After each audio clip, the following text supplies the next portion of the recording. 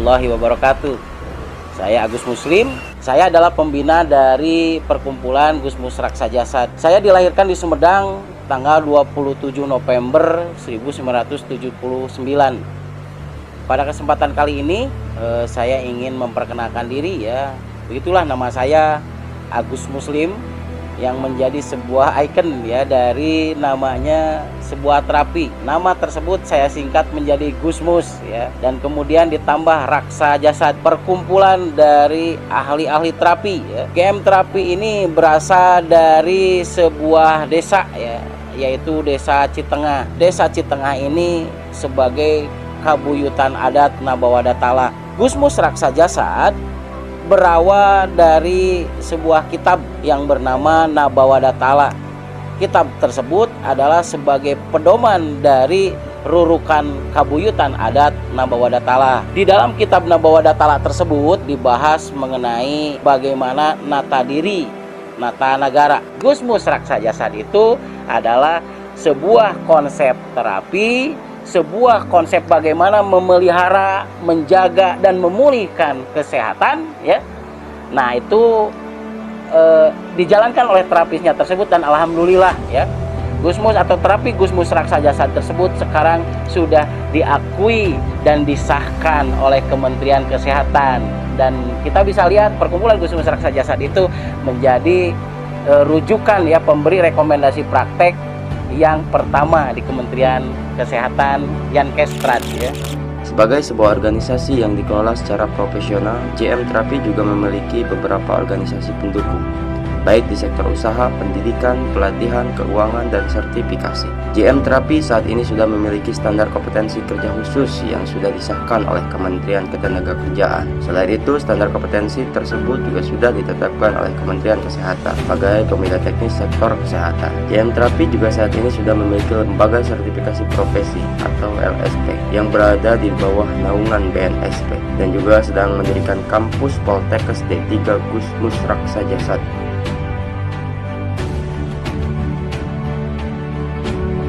Gusmus Terapi selain memberikan pelayanan pengobatan jasa terapi kepada pengguna jasa, juga memiliki banyak produk yang mendukung dalam proses terapi, mulai dari herbal serbuk, minuman heksa, sampai ke kosmetik. Sebagian sudah memiliki izin Badan POM dan MUI. Aplikasi Gusmus Raksa Jasad mengikuti kaidah dari Kitab Nabawadatala. Adapun rangkaian tahapan dari aplikasi ini terdiri dari 3 tahapan yang dikenal dengan trilogi GM. Yang pertama itu adalah kenali masalah, yang kedua aplikasi terhadap gangguan keseimbangan sistem tubuh, dan yang ketiga terminasi. Berikut ini adalah cara pendeteksian Gusmus Raksa Jasad yang dikenal dengan Raksa Jasad. Tahapan pertama yang harus dilakukan oleh seorang terapis dalam aplikasi Gusmus Raksa Jasad ini adalah proses deteksi atau kenali masalah. Proses deteksi atau kenali masalah ini adalah dilakukan dengan melakukan stimulasi pada ujung-ujung jari. Proses ini dimaksudkan untuk melihat adanya gangguan keseimbangan sistem energi tubuh pada pengguna jasa layanan. Selain itu, pemeriksaan yang dilakukan oleh Gusmus Raksa Jasad ini juga ada yang disebut dengan pemeriksaan raksa jiwa, yaitu satu metode pemeriksaan untuk melihat atau menggali respon emosional yang terjadi pada tubuh pengguna jasa layanan.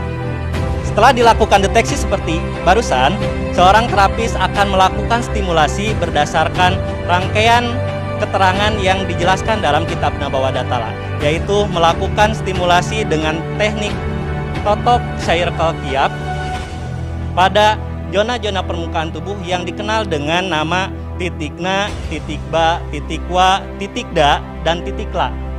Setelah itu, seorang terapis akan melakukan lagi stimulasi berupa stimulasi titik 17 kehidupan dan titik 11 gitu. Jadi Gusmus Raksa Jasad ini ada yang namanya titik Nabawadatala, di mana titik Nabawadatala ini jumlahnya semuanya 6 titik. Yang pertama itu adalah titik na. Titik na ini berada di antara ibu jari dan jari telunjuk. Nah, titik na ini dapat meredakan atau mengatasi gangguan di area wajah, kemudian bagian samping sini sampai leher, tangan, kemudian area usus besar dan kaki bagian depan. Dengan catatan ketika titik nah ini distimulasi dan dikombinasi dengan titik yang lainnya. Kemudian yang kedua itu ada namanya titik ba, di mana titik ba ini adalah ketika tangan kiri dengan tangan kanan dijabatkan seperti ini, maka titik ba ini berada di ujung dari telunjuk, kan letaknya di area sini. Nah, ketika titik ba ini dikombinasi dengan titik-titik yang lainnya, ini bisa mengatasi gangguan di area kepala bagian depan, kemudian samping dan belakang. Tepatnya dari mulai alis ini ke belakang sampai antara bagian belakang. Catatan tadi ya, ketika dikombinasi dengan titik yang lain. Selanjutnya ini ada yang namanya titik wa.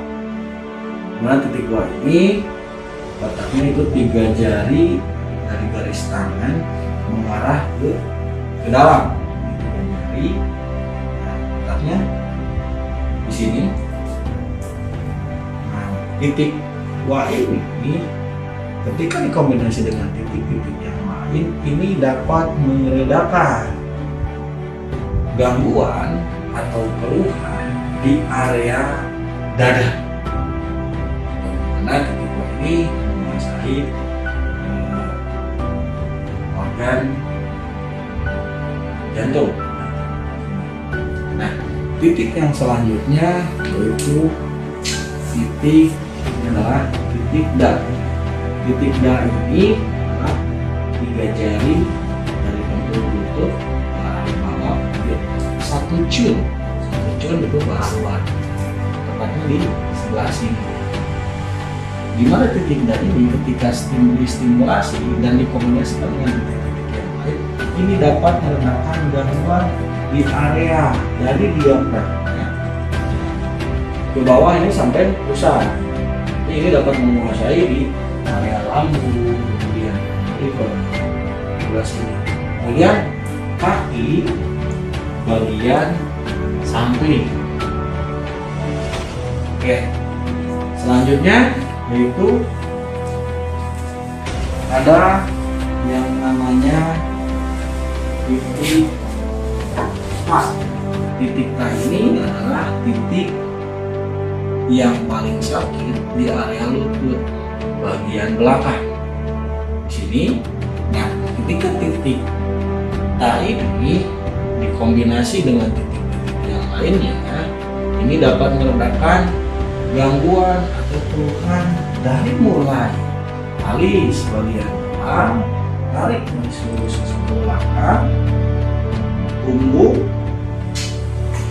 pinggang, tekokan sampai tumit.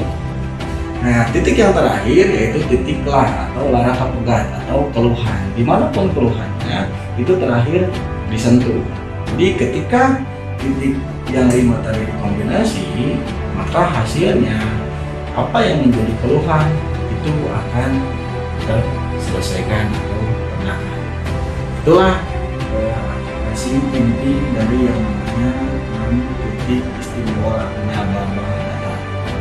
Di akhir sesi, seorang terapis akan melakukan komunikasi terarah atau komunikasi sugestif yang bermaksud untuk menguatkan emosional dari pengguna jasa layanan supaya mempunyai nilai percaya diri dan menguatkan nilai spiritualnya bahwa apapun penyakitnya pasti akan sembuh, pasti akan ada obatnya berdasarkan satu respon aplikasi dan satu kekuatan doa.